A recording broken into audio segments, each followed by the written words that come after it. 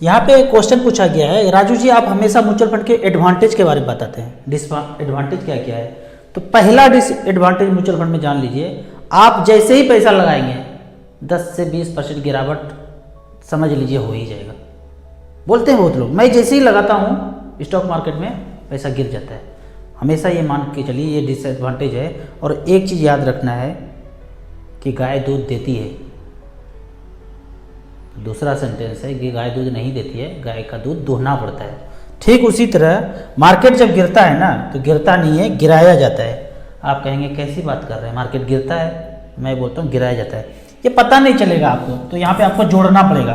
मैं जो यहाँ पे लिख रहा हूँ इसको आप जोड़िए। अगर सच जानना है, एक्चुअल ट्रुथ जानना है तो आपको ये जोड़ना पड़ेगा, जोड़ के ये देखना पड़ेगा। ये सबको जोड़िए, ये जोड़ना है और उसके बाद ये जोड़ देना है, कुछ बना होगा। फिर उसके बाद आई एन इन जोड़ना है, इसके साथ जोड़ना है, ये कुछ बनेगा एक चैनल। उस चैनल को विजिट करेंगे तो आपको सच का पता चलेगा। और जब चैनल पे विजिट करेंगे ना तो आँखों पे एक ना धुंधला सा परत जमा हुआ है हम सब के बीच, उसको पहले निकाल के फेंक देना है, नहीं तो सच नहीं समझ पाएंगे। वो टीवी, मीडिया, एडवर्टाइज, रिंगटोन वो सच नहीं है। सच एक्चुअल यहाँ देखना पड़ेगा। हम पहले से कॉन्फिडेंट हैं कि मार्केट गिरेगा, पक्का ही गिरेगा। अगला चालबाजी होगा ऊपर वाला, क्लाइमेट वो वाला होगा, पक्का ही पता है हमें। ये वाला भी पता था, पहले से नहीं पता है आप लोगों को, 99% लोगों को पता नहीं है। इसको जोड़ के देखेंगे, चैनल को विजिट करेंगे तो सब साल बाद ही आपको पता चलने लगेगा। तो यहाँ पे डिसएडवांटेज जो पूछा गया, तो पहला तो यही है कि 10-20% गिरावट के लिए तैयार है। दूसरा ये है कि यहाँ पे गारंटी रिटर्न नहीं है। जैसे बैंक, पोस्ट ऑफिस में सेफर जगह बोलते हैं गारंटी 7%, 8%, यहाँ नहीं है। क्यों नहीं है? मान लेते हैं कि आप कोई बिजनेस करते हैं, आप म्यूचुअल फंड में पैसा लगाते हैं, वो स्टॉक मार्केट में जाता है, वो एक कंपनी में जा रहा है, किसी न किसी कंपनी में। मान लीजिए कि आप कोई कंपनी चला रहे हैं, आप कोई दुकान चला रहे हैं, आप बोल सकते हैं कि अगले साल या इस साल मुझे इतना प्रॉफिट होगा, गारंटी के साथ लिख के नहीं बता सकते हैं। तो ठीक उसी तरह आपका जो पैसा कंपनी में है वो कितना ग्रो करेगा या नहीं करेगा कौन बता सकता है। लेकिन बैंक, पोस्ट ऑफिस भी वहीं पैसा जमा किए हैं, वहाँ से सारा कैलकुलेशन खोपड़ी मैथ में किया हुआ है बड़े बड़े लोग जो उसके एम्प्लॉई हैं कि भाई 7-8% तो गारंटी दे देते हैं, इससे तो कहीं ज़्यादा उस कंपनी से रिटर्न हमको मिल ही जाएगा। तो ये सोच समझ के किए हैं। हम नहीं सोचते हैं, हमको लगता है कि सेफ है, आपको लगता है सेफ है और आप कहते हैं कि हम म्यूचुअल फंड में पैसा, मार्केट में पैसा नहीं डालेंगे। लेकिन आपका पैसा लेकर के सारे बैंक, सारे पोस्ट ऑफिस वहीं पैसा लगाए हुए हैं। तो दूसरा डिसएडवांटेज ये है कि आपको गारंटी लिख के नहीं देते हैं। तीसरा ये है कि जैसे ही पैसा आप लगाते हैं बेचैनी बढ़ने लगता है, सबका बेचैनी बढ़ता है और वो खुद का है हमारा। कोई ज़्यादा बेचैनी पालते हैं, कोई कम बेचैनी पालते हैं। जो ज़्यादा बेचैनी पालते हैं 2-3% गिरने के बाद फ़ोन आना शुरू हो जाता है, पैसा रिडीम करके निकल जाते हैं, तो बेचैनी बढ़ जाता है। आप म्यूचुअल फंड में पैसा घुसते हैं और उसके बाद उसको इंश्योरेंस की तरह, प्लॉट की तरह, सोने चांदी की तरह इस तरह से सोचेंगे कि इन्वेस्ट करके इतने दिन के लिए छोड़ा, फिर पैसा ही पैसा बनेगा।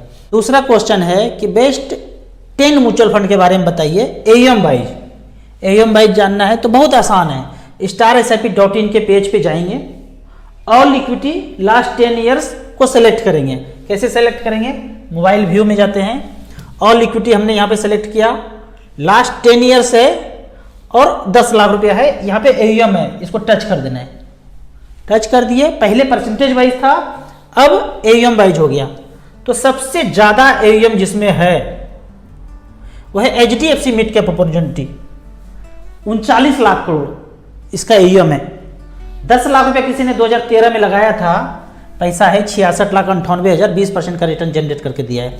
दूसरा एक कोटक फ्लेक्सी कैप 38,000 करोड़, 10 लाख रुपया यहाँ पे किसी ने झोंका था, प्लॉट फ्लैट ना खरीद के, वो होता है ना, पैसा पहले आया तो 5 लाख रुपया अपना जेब से लगा दिए, अब 5 लाख रुपया 12%, 13%, 1%, 1.5%, 2% पे मार्केट से लोन ले लिए समाज से, और लोन अभी भी चल रहा है। लेकिन कॉर्नर का बर्फी साइज का टुकड़ा था, लेना था पहला, बस सबको ही लिया, हम कमाना शुरू किया, हम नहीं लिए। लोग समाज क्या बोल रहे हैं, आपके पास तो एक प्लॉट भी नहीं है। अभी तक क्या किया, दिल्ली, बम्बई, कलकत्ता में कहाँ कमाए? बोलते हो कमाते हैं, क्या कमाते हो? प्लॉट भी नहीं है, एगो प्लॉट भी नहीं है, एगो ले लिया खट से एक प्लॉट, 5 लाख रुपया अपना एडवांस दिया और 5 लाख रुपया कर्जा लेके ले लिया। अगर ये वाला वीडियो देखा होता और यहाँ पे झोंका होता, जो कि नहीं झोंके हैं, तो उस 10 लाख का वैल्यू 46,12,000 होता। 12,000 रुपया चाहे तो निकाल करके कुछ खर्चा कर देते, 46 लाख रुपया पड़ा रहता, या 6 लाख रुपया खर्चा कर देते, 40 लाख रुपया बचा रहता। प्लॉट के साथ ऐसा नहीं कर सकते, कॉर्नर कॉर्नर को काट करके नहीं बेचेंगे। यहाँ पे थोड़ा थोड़ा टुकड़ा बेच सकते हैं। 16% का रिटर्न दे दिया।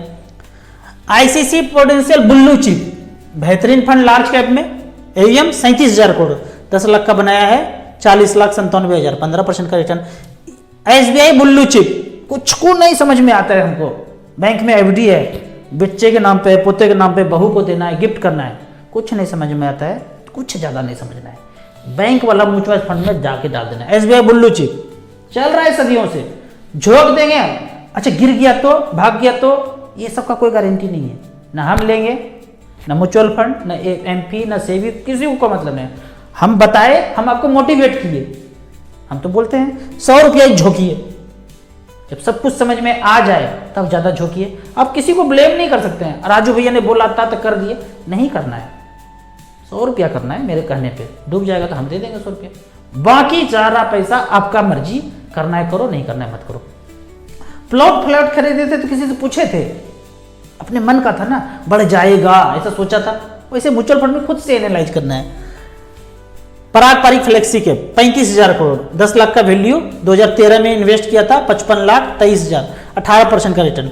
मेरा एसेट लार्ज कैप, तो टॉप 10, टॉप 15, टॉप 20 देख लीजिए। करते करते जाएंगे तो हाथ दर्द करने लगेगा, इतना फंड है। ऑल इक्विटी सेलेक्ट किया हूं।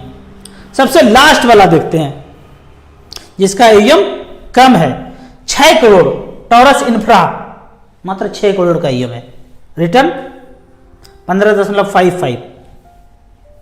Taurus banking and finance 10 crore, इसमें भी 13% का रिटर्न, 10 लाख का 34 लाख बनाया, जिसका सबसे कम एम है।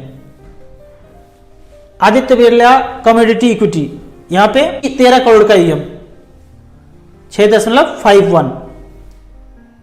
इस तरह से करके एम वाइज आप सारा चेक कर सकते हैं। जिसमें सबसे ज्यादा एम है, हो सकता है कि 1 साल वो कम दिखे, 2 साल वो कम दिखे, लेकिन ज़्यादा एम है तो अच्छा खासा रिटर्न बाद में लंबे समय में दिखेगा, क्योंकि फंड मैनेजर वहाँ पे एक्सपर्ट है। सारे की % का नज़र होता है एनएवी पे। एक्सपेंस कम होगा एम ज़्यादा होने की वजह से, इन्वेस्टर उसमें सबसे ज़्यादा है, तो बहुत तरह का बात हो जाता है। अब आगे क्वेश्चन देखते हैं। अगला क्वेश्चन क्या है, अगर 1 करोड़ हो जाए तो उसके बाद कौन सा मच फंड में घुसना चाहिए। 1 करोड़ हो गया तो यहाँ पे 2 स्थिति है। पहला कि 1 करोड़ हो गया लेकिन हमारा इनकम चल रहा है, हम बिजनेस काम कुछ कर रहे हैं, अभी काम करने का टाइम है, हम काम कर रहे हैं, इनकम हो रहा है, तो उस 1 करोड़ को वहीं remain invested mid cap small cap में छोड़ देंगे, अगर हमारा इनकम सोर्स कुछ और चल रहा है तो। अब दूसरा स्थिति है, हम कुछ नहीं करते हैं, कोई इनकम सोर्स नहीं है, बैठ के अब आपके तरह ही धूप में बैठ के फल खाना है, मजे करना है, कुछ काम नहीं करना चाहते हैं, 1 करोड़ हो गया तो उस पैसे को मैं बोलूँगा बैलेंस कैटेगरी में, बैलेंस कैटेगरी के म्यूचुअल फंड में इन्वेस्ट कर देंगे और वहाँ से 60,000 रुपये पर मंथ ऑप्ट कर लेंगे यदि कोई इनकम नहीं है तो।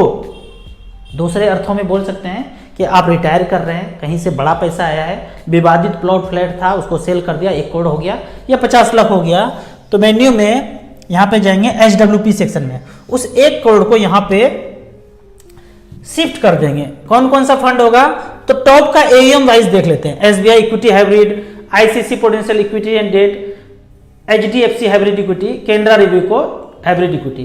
तो यहाँ पे पहले फंड का एक उदाहरण लेते हैं। 1 करोड़ रुपया छोड़ा, मतलब एक बार लगाया 2013 में, और 60,000 रुपये पर मंथ लेना शुरू किया। अगर 50 लाख लगाएंगे तो 30,000 लेंगे, अगर 10 लाख लगाएंगे तो 6,000 रुपया लेंगे। 60,000 रुपये पर मंथ लिया, 2013 से लेकर अब तक 75,60,000 खा चुके हैं। अब बैलेंस बचा हुआ है 3,56,00,000। इस तरह से करके सारे फंड को एनालाइज करेंगे। क्या यही करेंगे? हम नहीं बोलेंगे, आपको खुद दिमाग लगाना है, खुद अध्ययन करना है। 1 लाख रुपया जमा कीजिए, 600 रुपये पर मंथ लेना शुरू कीजिए। वर्कआउट कर रहा है फिर आगे बढ़िए, हमारे कहने पे सारा पैसा मत झोंकिए, खुद खोपड़ी का ब्लूटूथ ऑन करेंगे।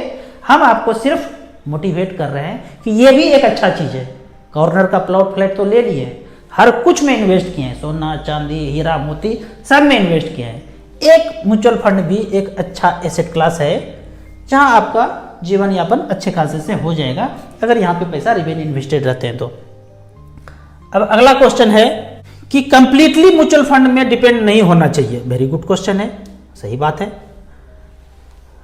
एसेट एलोकेशन करना चाहिए, गुड एसेट एलोकेशन होना चाहिए। 30% डेट में होना चाहिए, 70% इक्विटी में होना चाहिए, 5% गोल्ड में भी होना चाहिए, इमरजेंसी फंड भी होना चाहिए, एक लाइफ इंश्योरेंस भी होना चाहिए, एक हेल्थ इंश्योरेंस भी होना चाहिए। सही बात है, लेकिन मैंने ऐसा नहीं किया, था ही नहीं, गरीब थे, कौन सा हेल्थ इंश्योरेंस लूँ, कौन सा लाइफ इंश्योरेंस लूँ, पैसे ही नहीं है देने के लिए। बचा खुचा के 2-3 हज़ार रुपया है तो उसको इन्वेस्ट कर दिए म्यूचुअल फंड में।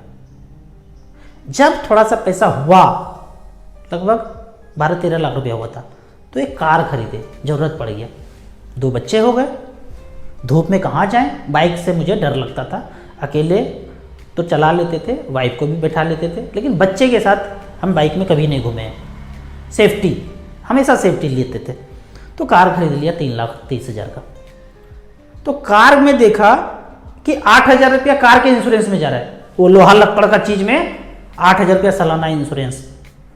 मैं बोला यार मेरा तो इंश्योरेंस नहीं है, वो 3-4 लाख का कार 8,000 सालाना जा रहा है, तो अपना एक टर्म इंश्योरेंस ले लिए 50 लाख का, 5,000 सालाना, मतलब कुछ होगा तो तीन फैमिली मेंबर जो हैं उनको 50 लाख रुपये मिल जाएगा अगर ऊपर जाएंगे तो। ना कार को कुछ हुआ ना हमें कुछ हुआ, कार वाला पैसा भी गया 68,000 रुपया साल का, हमें भी कुछ नहीं हुआ था, हमारा भी 55,000 गया। लेकिन जब से कार खरीदा तो लगा, ऐसा मन में लगा कि एक रिस्क फैक्टर बढ़ गया है। अब कार में चलेंगे, पहले ऐसे ही चलते थे, पैदल घूमते थे तो ज़्यादा रिस्क नहीं था, कार में आगे